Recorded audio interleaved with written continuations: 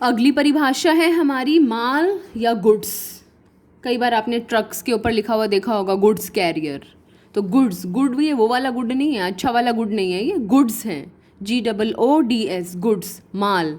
देखिए माल क्या है, जैसे कि अगर मैं स्टेशनरी की दुकान के बारे में बात करूं तो स्टेशनरी वाला जो सामान बेच रहा है, पेन, पेंसिल, कॉपी, रजिस्टर, ये सब चीज़ें उसके लिए माल हैं। अगर मैं एक दूध की डेयरी की बात करती हूँ तो वहाँ पर दूध, क्रीम, मक्खन, पनीर, ये सब चीज़ें उसके लिए माल हैं। यदि हम एक इलेक्ट्रॉनिक गुड्स की दुकान की बात करते हैं तो वहाँ पर फ्रिज, टीवी, वॉशिंग मशीन्स, ये सब चीज़ें उनका माल है। तो आपको ये बात समझ में आ रही होगी कि माल का मतलब क्या, जिस उत्पाद में व्यापार किया जा रहा है वह माल कहलाता है। जिस भी चीज़ में हम बिज़नेस कर रहे हैं, जिसको हम बेच रहे हैं, खरीद रहे हैं या बना कर बेच रहे हैं, खरीद कर बेच रहे हों चाहे बना कर बेच रहे हों, जिस भी चीज़ में हम व्यापार कर रहे हैं वो हमारा माल कहलाता है। बहुत इंपॉर्टेंट है ये, बहुत बार बहुत जगह हमें ये वर्ड देखने को मिलेगा। नेक्स्ट पॉइंट है हमारा आगम। आगम, आगम को इंग्लिश में बोलते हैं रेवेन्यू। रेवेन्यू, कोई भी चीज़ बेचने से जो भी हमें पैसा प्राप्त हुआ वो हमारा रेवेन्यू है। आपको बेटे इसमें समझना होगा कि रेवेन्यू का मतलब प्रॉफिट बिल्कुल नहीं है। Revenue does not mean profit, यानी कि रेवेन्यू का मतलब प्रॉफिट नहीं है। अगर हमने कोई भी एसेट बेची है या अगर हमने कोई भी जैसे मैंने यहाँ पर पेन का उदाहरण दिया है, यदि हमने वो पेन 5 रुपये में बेचा है तो 5 रुपये हमें प्राप्त हुए हैं, लेकिन इसका ये मतलब नहीं है कि हमें 5 रुपये प्रॉफिट हुआ। क्यों? क्योंकि उस पेन को बनाने में हमें कुछ लागत भी आई है। तो रेवेन्यू का मतलब केवल उसको बेचने से जो हमें प्राप्त हुआ। अगर एक छोले भटूरे वाला 20 रुपये के छोले भटूरे देता है तो 20 रुपये उसका लाभ नहीं है, 20 रुपये उसकी रेवेन्यू है। उस 20 रुपये के छोले भटूरे को बनाने में अगर उसे 15 रुपये की लागत आती है, अगर उसे 15 रुपये की लागत आती है 20 रुपये के छोले भटूरे बनाने में, तो उसका लाभ कितना हुआ? 5 रुपये। तो ऐसे हमें कैलकुलेट करना है। तो रेवेन्यू मतलब वह धनराशि जो व्यवसाय वस्तुओं की बिक्री या फिर सेवाएं प्रदान करके कमाता है। फॉर एग्जाम्पल अगर हम पेन को 5 रुपये में बेचें। नेक्स्ट हमने लिखा व्यय या एक्सपेंस। एक्सपेंस की वैसे काफ़ी लंबी चौड़ी परिभाषा है, लेकिन फिलहाल हम अभी उसको इतना ही समझेंगे। एक्सपेंस का मतलब आगम अर्जित करने में, रेवेन्यू को कमाने में, इस रेवेन्यू को कमाने में आने वाली जो लागत है उसको व्यय कहा जाता है। यदि हमने 5 रुपये का पेन बेचा है और इस 5 रुपये के पेन को बनाने में हमें 3 रुपये खर्च हुए हैं, तो ये 3 रुपये हमारा क्या है?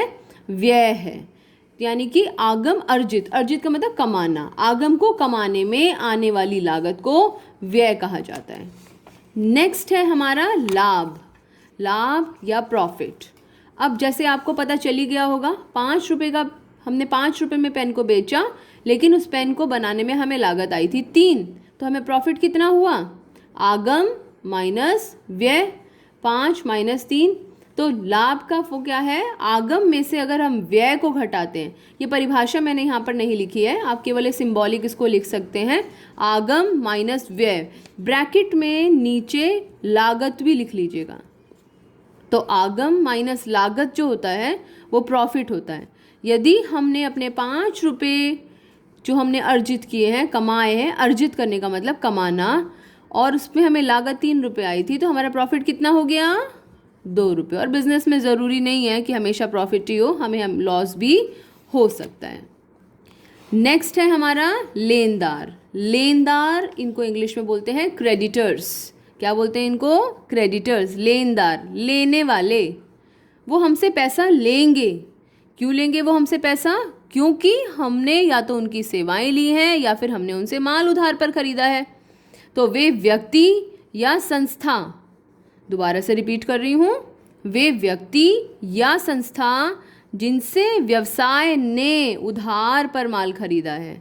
अगर उधार पर माल खरीदा है तो कभी ना कभी तो आपको चुकाना ही पड़ेगा, तो वो हमारे लेनदार कहलाते हैं। और लेनदार हमारे लिए क्या होते हैं? लाइबिलिटीज़, दायित्व।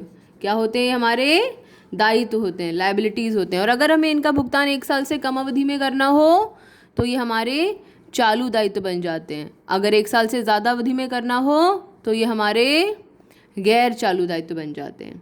तो लेनदार मतलब वे व्यक्ति या संस्था जिनसे व्यवसाय ने उधार पर माल खरीदा है। नेक्स्ट है हमारा देनदार। देनदार, लेनदार लेने वाले, देनदार देने वाले, यानी कि इनको बोलते हैं डेटर्स। दोबारा से रिपीट कर रही हूँ, बी साइलेंट रहता है इसमें, डेटर बोलते हैं हम इसको, डेब्टर नहीं कहते हैं, डेटर बोलते हैं। देनदार कौन होते हैं? देनदार वे व्यक्ति जिनको व्यवसाय ने उधार पर माल बेचा है। बिजनेस ने अगर उनको उधार पर माल बेचा है तो वो व्यवसाय के डेटर्स कहलाते हैं, यानी कि हमें उनसे पैसा मिलेगा। और अगर हमें उनसे पैसा मिलेगा तो ये हमारी क्या होंगी? एसेट्स होंगी। अगर वो पैसा 1 साल से कम अवधि में मिलना है तो कौन सी asset? Current asset. Very good. और अगर 1 साल से ज़्यादा अवधि में वो पैसा मिलना है तो वो हमारी नॉन करंट एसेट्स। वीडियो को पॉज करके ये सारी डिटेल्स नोट कर लीजिएगा ताकि नेक्स्ट क्लास में हम इससे रिलेटेड क्वेश्चन कर सकें।